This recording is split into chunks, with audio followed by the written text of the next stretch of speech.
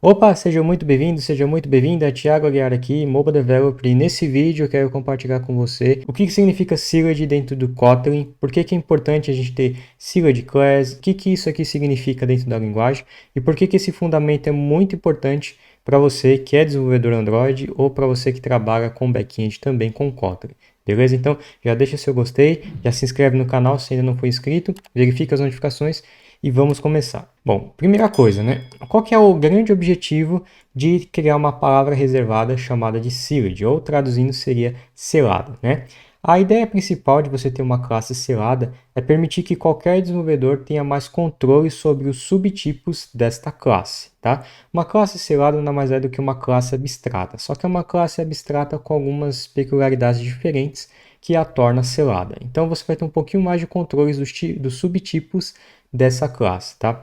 Isso aqui é muito útil porque é útil para a gente modelar domínios no gerais e principalmente para a gente construir bibliotecas próprias, né? Bibliotecas mais seguras, e eu vou explicar para você um exemplo para a gente ilustrar esse fundamento, tá? Vamos imaginar o seguinte cenário, né? Vamos construir aqui, eu vou fazer um exemplo sem a sigla de class para te mostrar o que ela resolve, porque assim é a melhor forma de a gente compreender por que isso foi adicionado e qual o grande poder de a gente estar utilizando isso daqui, tá? Então aqui dentro do projeto, um projeto vazio, um Kotlin vazio, tá bom? E aqui a gente tem um pacote e a gente tem alguma classe aqui dentro. Bom, o que eu vou fazer aqui? Ó? A gente vai ter um método main normal, tá? Vazio. E aqui a gente tem um projeto Kotlin normalmente, tá?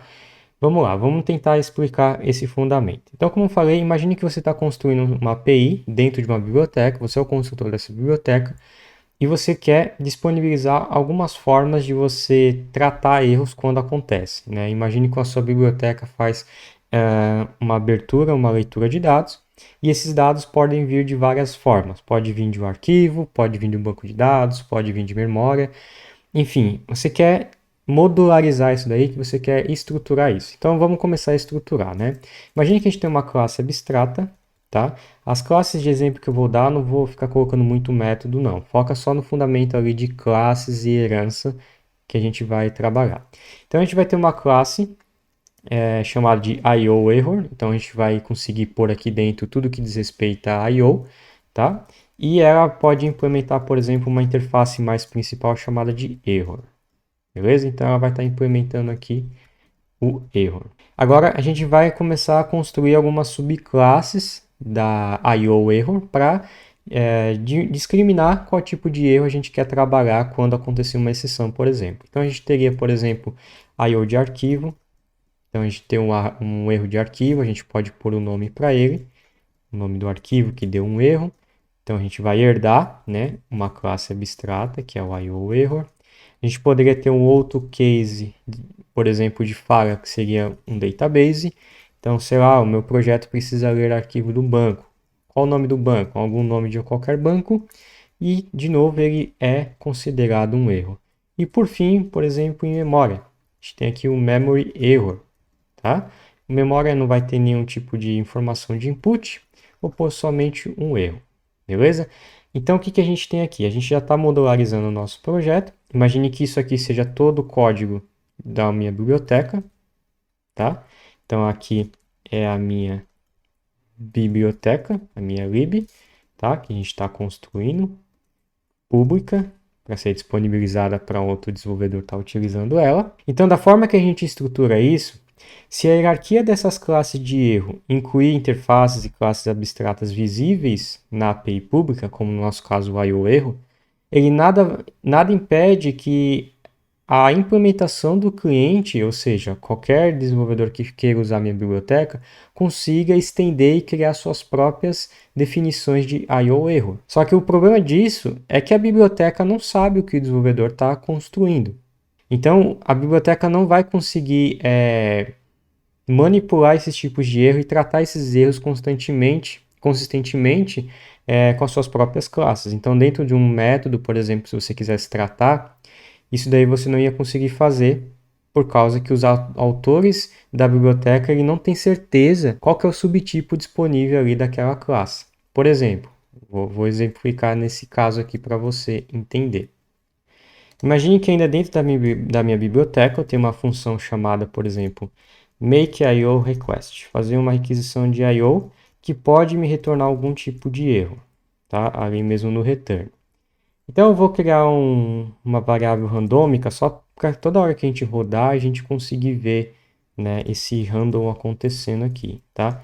Vou pôr o next int para ele fazer um valor randômico aqui só para a gente ter exemplos quando a gente rodar, beleza? Isso aqui não influencia no exemplo, não. E aí a gente vai retornar, tá? Aqui eu vou pôr até um Java útil para evitar ficar fazendo import ali. E a gente vai retornar quando o valor randômico for 1, a gente vai estar retornando, por 0, por exemplo, a gente vai estar retornando o file error. A gente vai forçar um erro aqui com o nome de um arquivo. No número 1, a gente vai forçar o erro de banco de dados com o nome testdb. E quando for o 2, a gente vai forçar aqui um erro de memória, tá? E quando não for nenhum dos anteriores, eu vou lançar uma exceção como illegal argument ou state, pode ser exception. E eu vou pôr erro desconhecido. Deixa eu subir aqui, beleza? Tá? Então aqui a gente tem uma chamada de uma API. E aí do lado cliente, que seria aqui, da mesma forma que aqui é a lib pública, aqui é o lado cliente, ou seja, o dev que está usando a minha biblioteca. Imagine que ele fez a requisição, que retornou algum tipo de erro, beleza? E nesse exato momento, o desenvolvedor pensou o seguinte, o que está usando a minha biblioteca. Olha, como o IO erro é um IO erro é público, é uma classe abstrata pública, o que eu vou fazer sendo um desenvolvedor que está usando a biblioteca? Eu vou criar minha própria classe, como por exemplo Bluetooth error. Vou herdar o IO error, porque ela é pública, a biblioteca está ali disponível para mim.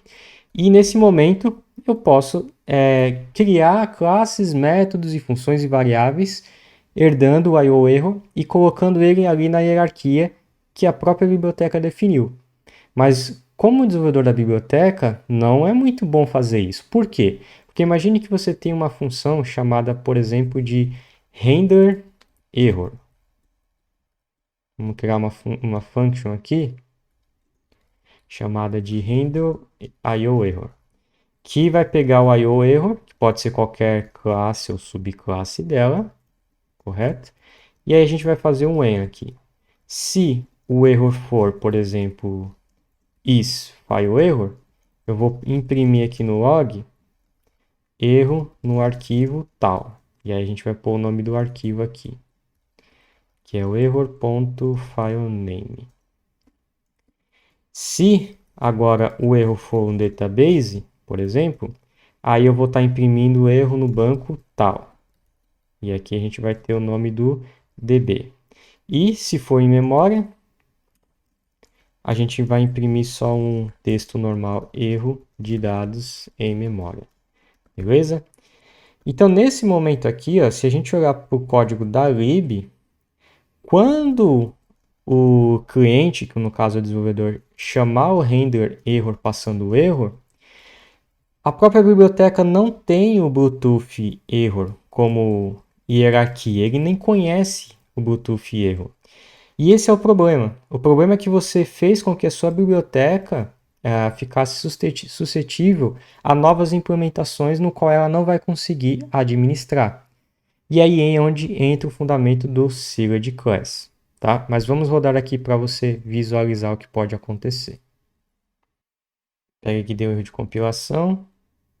Linha 12, escrevi funk. Funk não existe, não é Swift. Vamos lá de novo. Beleza, compilou. Então aqui, ó, marcou, por exemplo, ó, erro no arquivo de teste. Beleza.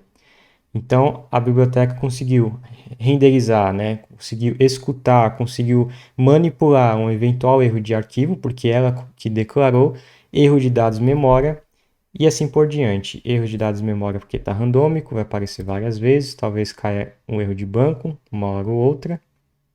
Ó, erro de teste. E assim ele vai gerando o erro. Erro no banco de dados. Só que, como eu falei, A minha biblioteca ela não está administrando o erro de Bluetooth. Por quê? Porque ela eventualmente criou uma biblioteca, a biblioteca criou uma classe pública no qual os clientes podem usar a biblioteca e estender. Então, aí, com isso, essa hierarquia aqui não é selada, né? Os autores da biblioteca, eles têm que ter certeza de que conhece todos os tipos possíveis e nenhum outro pode aparecer posteriormente. Como que a gente faz isso? E aí entra o formato de selamento das classes, tá? Então, o que é uma classe selada? A classe selada nada mais é do que uma forma de você restringir os subtipos, então ninguém fora da biblioteca vai conseguir acessar, tá?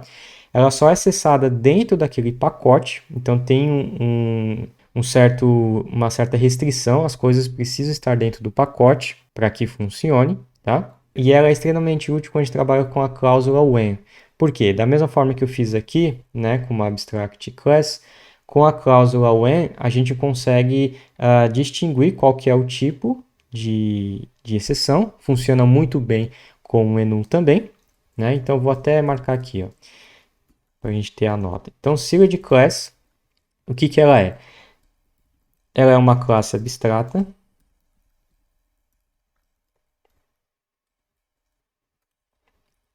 Ela também é semelhante a enums. Por quê? Porque enums a gente consegue fazer essa condição de when para a gente fazer os tipos. Só que com uma diferença, os valores para o enum ele é meio restrito. Então, cada constante de enum existe apenas como uma única instância. Agora, uma subclasse de uma classe selada pode ter várias instâncias, porque é uma classe abstrata. Então, cada um pode ter seu próprio estado e pode ter funções lá dentro, pode ter variáveis, pode esperar parâmetros. Então, é uma classe. Então, ela é semelhante ao enum, só que tem essa diferenciação de instâncias que o enum não tem, e a gente consegue fazer essa restrição aqui. Então, beleza, vamos tentar aplicar agora esse fundamento que eu comentei dentro de uma sigla de class para ver esse comportamento acontecendo. Então, eu vou fazer o seguinte, ó, eu vou jogar essa classe para um arquivo externo, tá? Eu vou criar um novo arquivo aqui chamado num pacote novo, vou criar um diretório aqui, cliente, tá? E aqui dentro de cliente, eu vou criar um novo arquivo chamado de Bluetooth error.kt e a gente vai pegar esse pacote aqui e vamos passar aquela classe que eu falei para cá, tá? Agora vem a mágica. Se a gente trocar esse abstract class para um sealed class e importar aqui o pacote como client e fazer o import, obviamente, do nosso IO error. Agora vamos tentar compilar. E voilá, temos o nosso erro de tempo de compilação, que é exatamente o que a gente precisa. Ele fala o seguinte, ele fala que herdar uma classe selada ou uma interface, né, elas precisam, ele fala que a herança de classes seladas ou de interfaces seladas, elas precisam ser declaradas dentro do mesmo pacote. Só que elas não estão exatamente no mesmo pacote. Por quê? Porque elas não fazem parte da minha biblioteca mais. Então, olhando para esse código agora, a sigla de class resolveu o problema. Que eu, como desenvolvedor de uma biblioteca, de um código restrito, que quero manipular os erros eu mesmo e não quero expor esses erros através de herança, como estava só abstract class, aqui nenhum desenvolvedor pode anexar na minha hierarquia de erros, por exemplo, o Bluetooth error, que seria um outro erro, no qual eu, como desenvolvedor da lib, não vou conseguir administrar esse erro, porque eu não sei qual que é o tipo de class que você está querendo injetar e estender dentro da minha biblioteca, tá? Então, com isso, a gente conseguiu restringir os nossos subtipos. Então, agora a classe selada serviu para nós. A gente pode até pôr uma interface selada também, para que tanto a classe que herdar ou até as interfaces que implementar precisam ser daquele contexto. Então, recapitulando, o principal problema do jeito que estava antes, sem usar uma classe selada, é que isso permite que o cliente crie novas classes de erro como Bluetooth e a API não pode garantir que conheça todos os possíveis erros para ele conseguir administrar e que podem ocorrer. Então isso pode levar a um comportamento inesperado e diversas dificuldades para lidar com os erros de forma consistente dentro da própria API, ou seja, dentro da própria biblioteca. Então, usando uma classe selada, ela é importante para garantir que a API consiga tratar todos esses tipos de erros possíveis de forma consistente, e isso acontece em tempo de compilação, o que é melhor ainda para a gente, quando for construir o projeto, já conseguir herdar as classes corretas e tratar os erros corretamente, né? E como eu falei, uma enum class, uma sigla de class é igual a uma enum class. Isso significa que a gente pode usar cláusulas when para conseguir trabalhar com novos tipos que a gente for adicionando, né? Então, por exemplo, se a gente adicionar um novo tipo aqui na nossa própria biblioteca, por exemplo, eu vou chamar ele de novo erro. Não sei nem qual tipo poderia ser, mas vamos chamar de novo erro, tá? Quando a gente faz isso e tenta compilar, o que que acontece?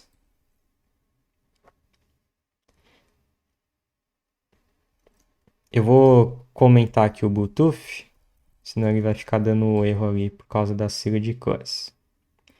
Acontece o seguinte, ó, ele fala para mim, na versão que eu estou usando do Kotlin, que ainda não é 1.7, mas depois vai ser tratado como um erro, mas por hora ainda é só um warning, ele fala para mim que as minhas cláusulas when, ela ainda não está tratando todos os statements, ou seja, todas as condições possíveis que eu declarei na minha hierarquia de classes seladas. Então, ou eu coloco um else, né, que é o que hoje é permitido, ou eu adiciono o próprio tipo que eu acabei de especificar para ser tratado na cláusula when. Então, eu obrigatoriamente tenho que pôr ou um else e tratar o erro que eu não tratei ainda, ou já definir o novo erro em tempo de compilação para que assim eu consiga ter a eficiência das respostas. Então, aqui agora estou tratando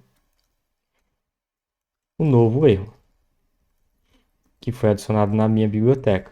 Beleza? Então, agora ele vai compilar normalmente, sem problema nenhum, tá?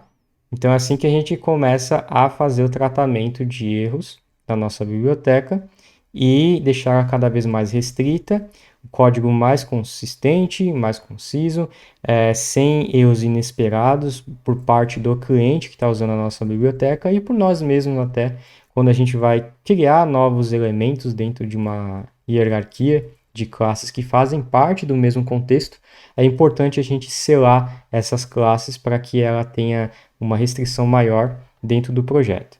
Beleza? Então, resumindo, classe selada é a maneira mais fácil e segura e estável para a gente lidar com os erros e para a gente ter um código que ele conheça todas as suas subtipos, independente se o cliente quiser, o cliente que eu falo, quem usa a biblioteca quiser adicionar novos, ele não vai permitir, tá? E a gente pode tratar esses erros de maneira também fáceis, como se fossem enums, porque ele também funciona dessa forma, só que com uma peculiaridade que ele pode ter várias instâncias e você também pode selar classes do mesmo tipo e pôr parâmetros dentro desses tipos, como por exemplo, aqui a gente usou um file name como uma string, coisa que a gente não necessariamente precisaria ou poderia fazer no menu, e também se a gente quiser colocar funções aqui dentro, a gente também pode estar colocando funções normalmente e não vai ter problema essas funções, tá? Ele vai continuar compilando. Normalmente a gente pode estar trabalhando com coisas a mais caso você precise. Espera aí que eu escrevi a ordem errada aqui, só para a gente fechar aqui o ciclo. Beleza? Então é isso, espero que você tenha aprendido a trabalhar com sigla de class, o que realmente significa isso dentro do Kotlin. A partir de agora, toda vez que você vê, saiba que são coisas que fazem parte do mesmo contexto, são coisas que o desenvolvedor, ou seja, a library que você esteja utilizando, colocou para restringir você de injetar coisas que não necessariamente fazem sentido, queiram manipular alguma hierarquia de classes que não fariam muito sentido para a biblioteca e ela não conseguiria administrar do lado dela isso. Tá bom? Então veja esse vídeo de novo, faça os exemplos que eu fiz e deixe o seu gostei, não se esqueça de se inscrever no canal. E se você quiser se aprofundar comigo no desenvolvimento Android, criando aplicativos do zero até a publicação na loja, o link do meu treinamento está na descrição do vídeo. E lá você vai aprender a criar vários aplicativos de ponta para você se tornar um desenvolvedor Android profissional. Beleza? Então esse é o vídeo de hoje, vou ficando por aqui e a gente se vê no próximo vídeo.